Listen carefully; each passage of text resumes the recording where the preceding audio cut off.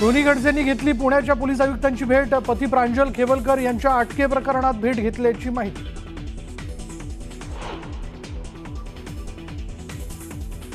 अंमली पदार्थांच्या चाचणीचा अहवाल येण्यास इतका वेळ का? पोर्शे अपघात प्रकरणात आरोपींच्या रक्ताचे नमुने बदलण्याचा इतिहास ससून रुग्णालयाचा। एकनाथ खडसेंची पोस्ट चर्चेत।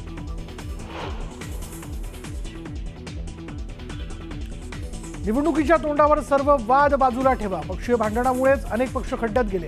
पक्षाला खड्ड्यात घालाल तर पक्ष तुम्हाला खड्ड्यात घालेल। मुख्यमंत्र्यांनी कार्यकर्त्यांचे टोचले कार। पालिका निवडणुकीच्या तोंडावर सर्वांनी एकत्र राहा। महायुतीत मित्रपक्षांवर टीका करू नका, तर शक्यतो महायुती म्हणूनच निवडणुका लढणार। मुख्यमंत्र्यांनी निवडणुकीचं फुंकलं रणशिंग।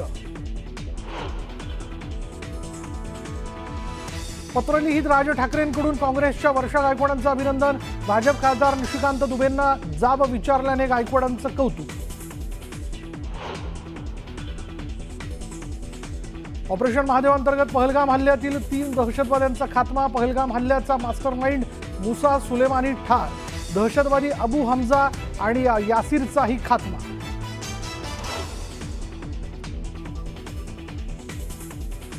विरोधक विचारतात आपली किती विमानं पाडली? परीक्षेचा निकाल विचारा, पेन्सिल तुटली का हे नाही। संरक्षण मंत्री राजनाथ सिंग यांचं विरोधकांना उत्तर। ऑपरेशन सिंदूर यशस्वी झालं का? विरोधकांना सवाल।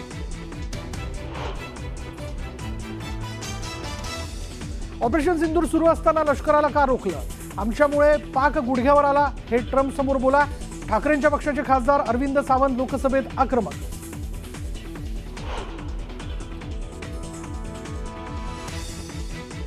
मराठमोळी दिव्या देशमुख फिडे चेस विश्वविजेती। कोनेरू हंपीवर दुसऱ्या रॅपिड फायर राऊंडमध्ये मिळवला विजय। मुख्यमंत्र्यांकडून दिव्याचं कौतुक।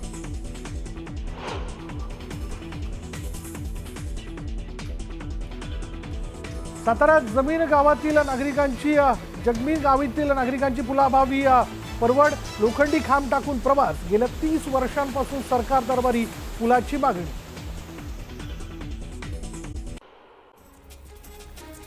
जम्मू काश्मीरमध्ये भारतीय सैन्यानं ऑपरेशन महादेव राबवलं आणि यात भारतीय सैन्याच्या कारवाईत 3 दहशतवाद्यांना कंठस्नान घालण्यात यश आलंय। श्रीनगरच्या लिडवास परिसरात सैन्यानं ही धडक कारवाई केली।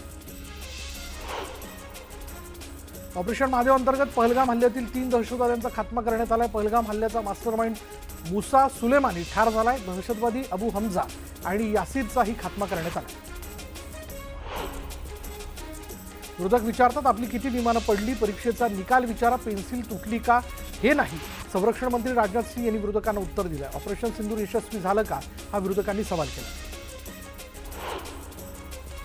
पहलगाममध्ये दहशतवादी घुसले कसे याचं उत्तर संरक्षण मंत्र्यांनी दिलं नसल्याचं काँग्रेस खासदार गौरव गोगोईंनी म्हटलंय। तर पहलगाममध्ये सुरक्षा देण्यात सरकार अपयशी झाल्याचं म्हणत त्यांनी हल्लाबोल केला।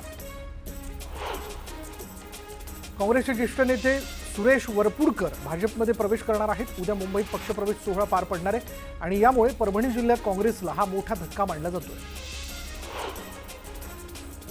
सरकारवर दबाव आणण्यासाठी जरांगेंचा मुंबईत स्टंट असल्याची टीका नवनाथ वाघमारेंनी केली।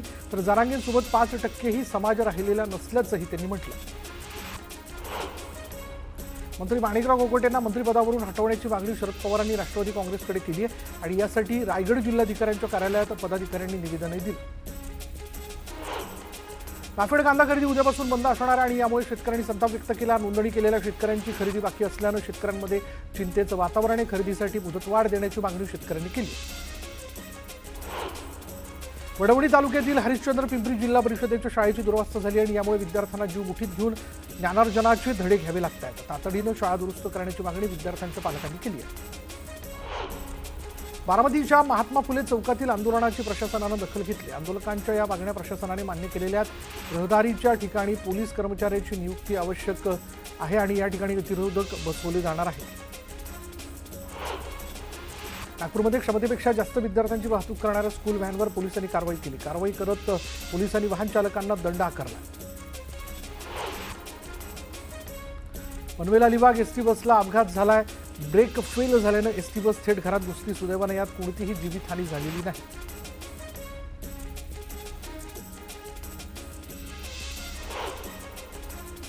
आता वेळ झाली का ब्रेकची? ब्रेक घेऊयात। पहा फक्त न्यूज 18 लोकमत।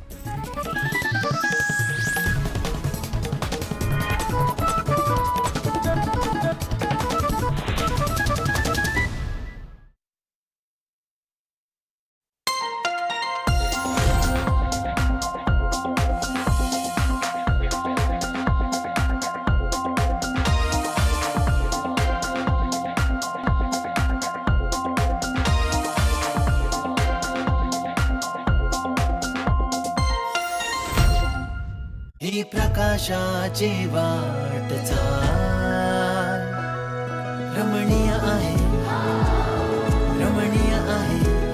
आम्ही सूर्यापासून फक्त वीज नाही बनवत, समृद्धी देशाच्या कोनाकोपऱ्यापर्यंत पोहोचवतो. ही प्रकाशाची अदानी, आम्ही करून दाखवतो.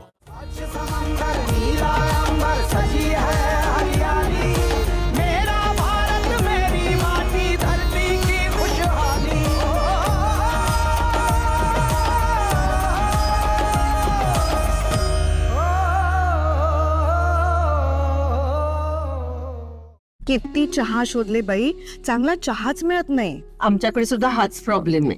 जावई शोधताय की सून? नाही, चांगला चहा. अहो मग एवढा काय विचार करताय? परिवार आहे ना.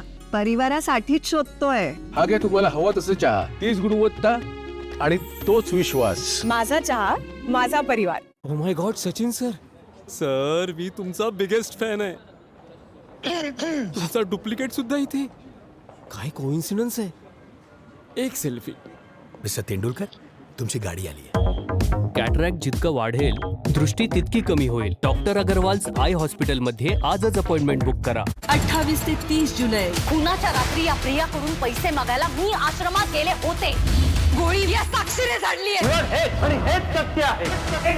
मिस्टर मधुकर पाटील निर्दोष होते आणि निर्दोष आहे. मिळालेल्या साक्षी पुराव्यावरून कोर्टाचा अंतिम निकाल हा आहे की 28 ते 30 जुलै रात्री 8:30 वाजता स्टार प्रवाहवर.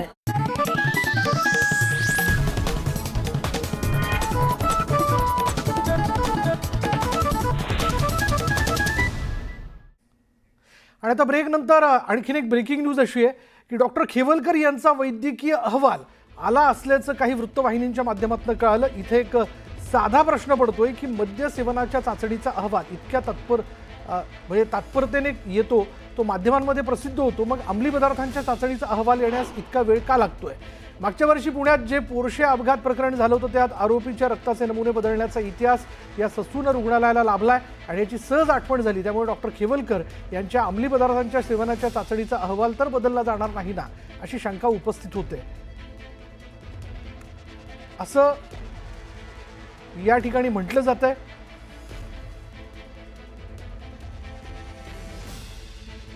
एकनाथ खडसेंनी असं म्हटलेलं आहे. एक्सवरती त्यांनी तशी पोस्ट टाकलेली. त्यांनी काय म्हटले बघा, डॉक्टर खेवलकर यांचा वैद्यकीय अहवाल आला असल्याचं काही वृत्तवाहिन्यांच्या माध्यमातून कळालं.